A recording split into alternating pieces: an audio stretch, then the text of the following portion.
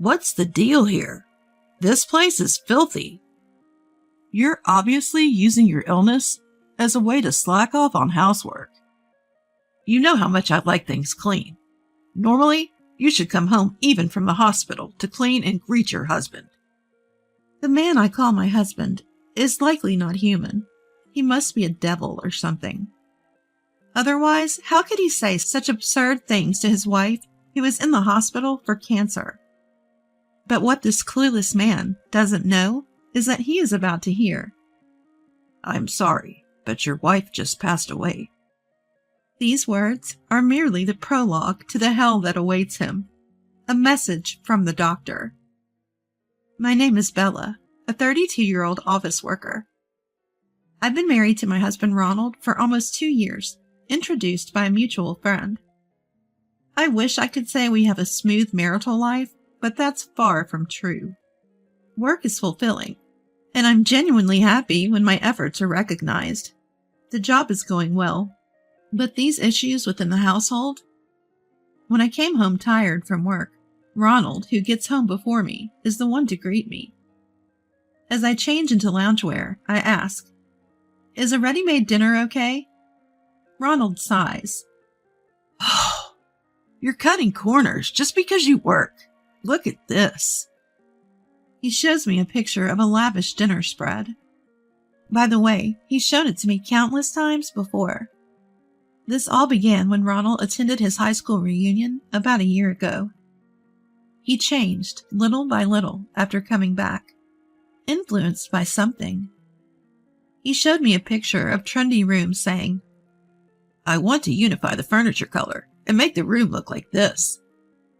Apparently, he went to a friend's lavish high-rise apartment after the reunion and started envying his friend's lifeless, chic room. However, that friend is a young and successful businessman. We don't make enough to maintain a lifestyle on par with his. Next, he suggests moving to an apartment that would cost 3 times our current rent. So, how are we going to pay for that? Ronald replies to my incredulous face, "You're good at budgeting, Bella. We're both working, so we'll figure it out, right?" I finally lost it with my husband, who just chuckled dismissively. Listen, enough is enough. I don't know if you're aiming for a luxurious lifestyle or what, but have you ever heard of living within your means? You talk about managing the household budget, but what about the money for the beer you're drinking right now? From now on, pay for it from your own pocket money. I glared at him sternly. He seemed frightened and sad. Wow, calm down. I was just making a light comment. It's a buzzkill when you can't even take a joke. He muttered under his breath, but I knew he was absolutely serious. Our fights increased, and I started experiencing stomach pain more frequently. At first, I thought it was just stress, but then something alarming happened to my body. Unexplained bleeding that wouldn't stop. I went to a nearby hospital and was diagnosed with uterine cancer. I shivered involuntarily, even though it wasn't cold. The doctor then asked me, "Do you plan on having children in the future?" I was in such a bad condition that preserving my uterus was unlikely. Removal was the best option. I'll discuss it with my husband. I couldn't stop the tears as I drove home. Losing my uterus meant I could never have children again. How will Ronald react? He loves kids. What if he leaves me? When I got home, my husband and I had a long, heartfelt discussion about the diagnosis, treatment, and how he felt about it all. He was deeply shocked, but we made a decision. I took a leave of absence from work and began my treatment. Ultimately, we chose to proceed with a hysterectomy followed by chemotherapy. On the day of the surgery, my husband took time off work to accompany me to the hospital. Even though I wouldn't be home for a while, he seemed oddly cheerful, which struck me as strange. After enduring an 8-hour major surgery, I lost my uterus.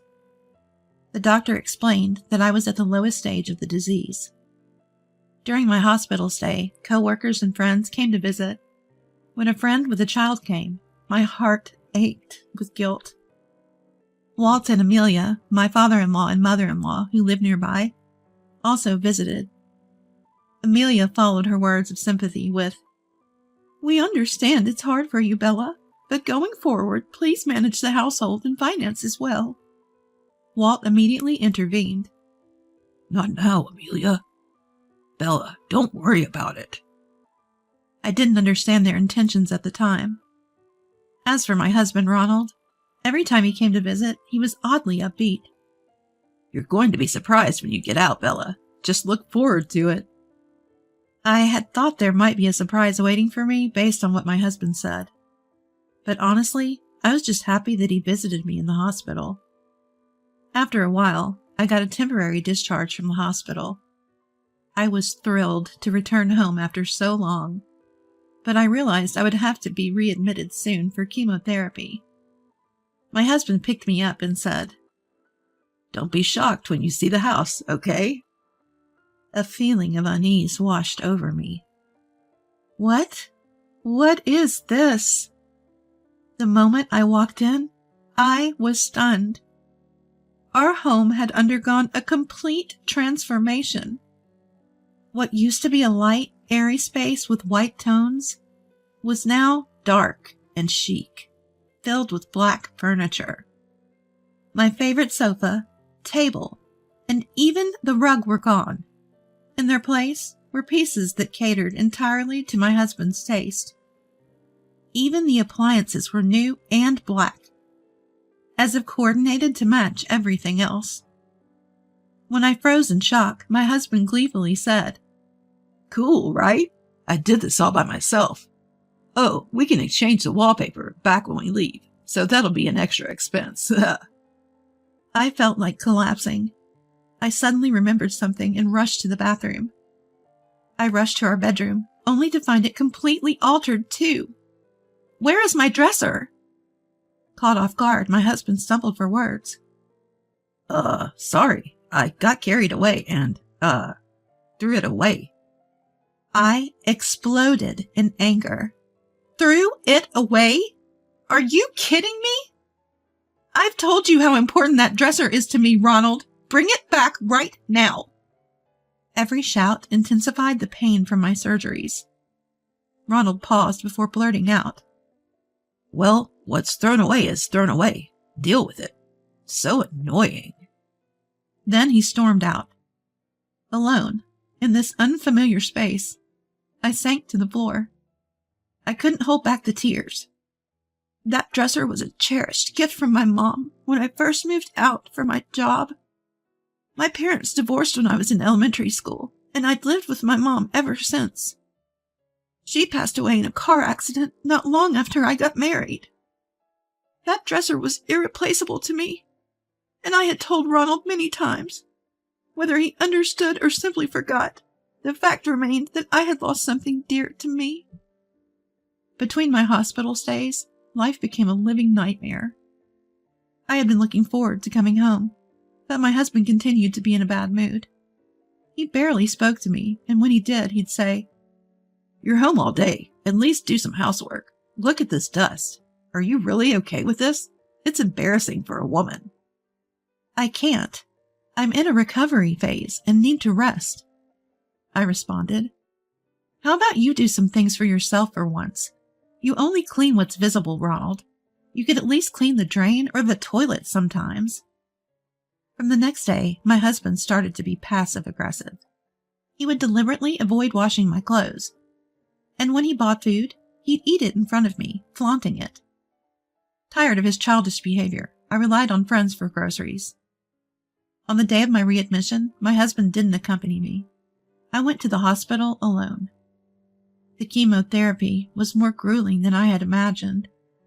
The nausea was one thing, but seeing my carefully maintained hair fall out was deeply unsettling.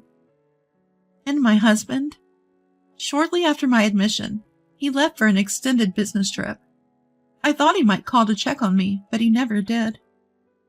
One day, my mobile phone started ringing repeatedly. By this point, I had no energy to talk to my husband. Just as I was hesitating to pick up, he called the hospital.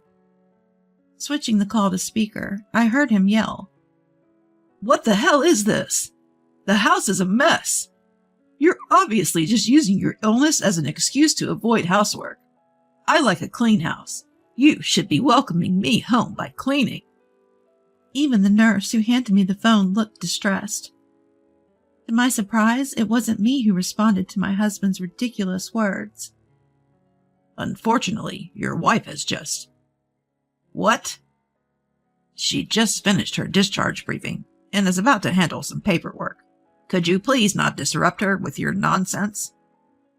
My husband's flustered voice came through the phone. "If you'd been listening, who do you think you are? You could just clean yourself. I've been a doctor for many years, and I've never met someone as unreasonable as you. You're annoying." The attending doctor promptly hung up. The doctor quickly composed himself. "I apologize for my outburst. I have a daughter, and I got emotional." "Don't worry about it. Thank you, doctor. I plan on divorcing him anyway, so it's no big deal." Upon hearing my response, the doctor smiled, clearly relieved. "Well, that's good to hear." After getting discharged from the hospital, I headed straight to a particular place. Not long after, my husband Ronald burst into the room. His face flushed. "Bella, why are you here?" Seeing me, he didn't offer a word of concern. He just stood there frozen. "It's Bella's discharge day, so we came to pick her up. Now sit down, Ronald." Amelia, sitting beside me, said coldly. It looked like Ronald was hiding something. He blinked rapidly, visibly shaken. "Don't you think you owe Bella and us an apology?" Amelia said, but Ronald remained silent. "Ronald, you asked us for financial help, claiming that Bella was overspending. Isn't that all a lie?" Walt's furious voice echoed throughout the room. Ronald had been lying, and it was a pretty nasty lie at that. During my second hospital stay, Walt and Amelia had told me something. "Bella, we know it's not the best time, but we're not exactly flush with cash either.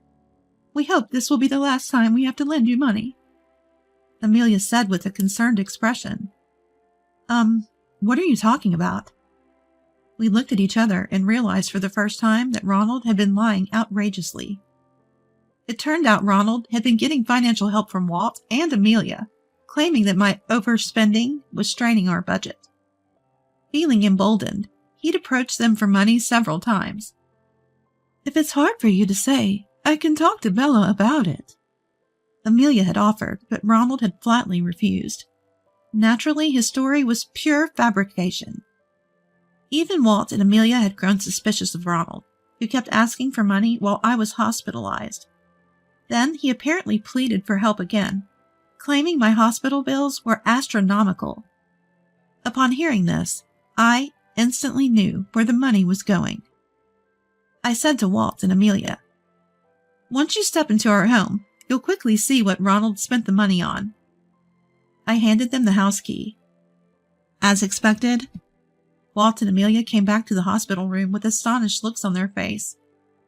"What's up with that room? How much did it cost to change it like that?" I didn't hold back when I told them that Ronald had acted on his own without consulting me.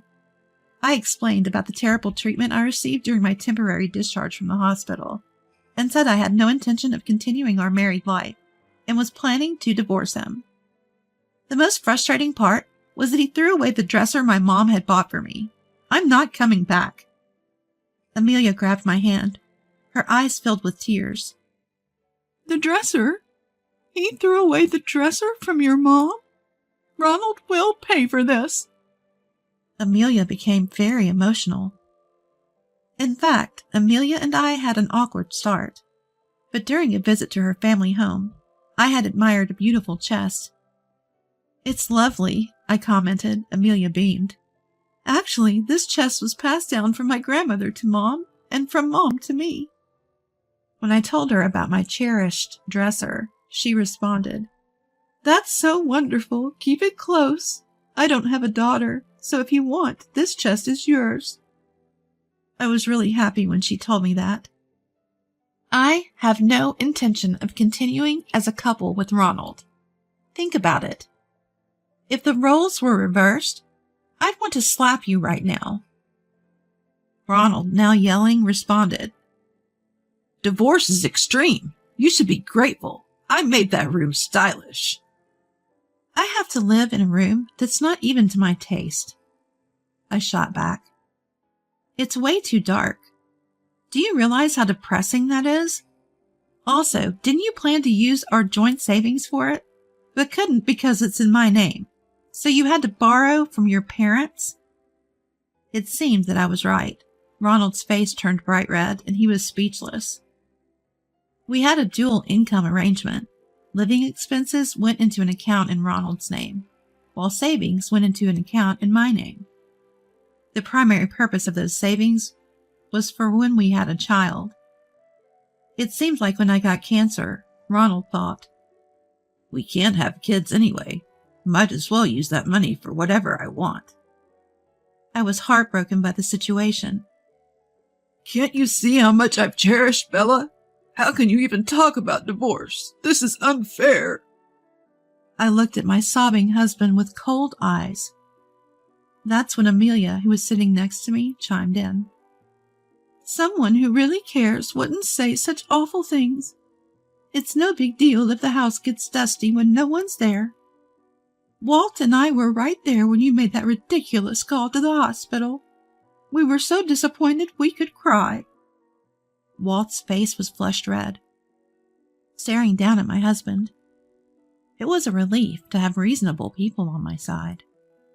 I finished my treatments, but that doesn't mean I won't relapse. Ronald, you don't even seem to care about my well-being, let alone my hair loss and frail body. All you care about is saving your own skin. That's why this isn't working.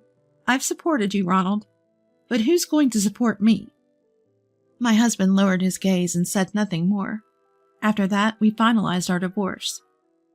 Thanks to Walt and Amelia's intervention, Ronald wasn't pleased, but the division of assets went largely in my favor. Reluctantly, Ronald repaid the money he had borrowed from Walt and Amelia. I was shocked to learn it was a whopping $10,000. Turns out Ronald couldn't afford to keep the apartment we'd been so particular about, and he had to move out. The floors were scratched from dragging furniture, and there were even holes in the walls. Even worse, it turned out he had replaced the wallpaper without permission. He insisted these damages were there when we moved in, but backed down when the management company produced move-in photos. By the way, I was the one who provided those photos. So it looks like Ronald incurred some repair costs when he moved out. It wasn't a huge sum, but he couldn't even pay that. He asked Walt and Amelia for help, but they disowned him and kicked him out. Amelia later told me. He's in a cheap apartment now, struggling with debt. I still think he should have just made do with what he had, instead of living beyond his means. I heard from a friend, who works at the same company as my ex-husband, that he's now viewed as the creep who tormented his sick wife, especially among the female staff. He brought it upon himself. He'll regret it for the rest of his life. As for me, I'm savoring living alone again after years, all while keeping a close eye on my health. I plan to return to work once I feel more stable physically. My boss has been understanding, telling me to take it at my own pace. I'm so grateful. I still catch up with Walt and Amelia from time to time. "It's really great, that Mom's dresser came back to you," Amelia says during one of our phone chats. I nodded in agreement. When I moved, I took some stuff I didn't need anymore to a thrift shop. While the items were being appraised, I froze. Wait a minute. There it was. My dresser that my mom had given me. Whether someone found it in the dump and brought it in didn't matter to me. It may not be a pricey piece, but there's no dresser that could replace it for me. A few days later, the dresser, now cleaned up a bit, arrived at my new place.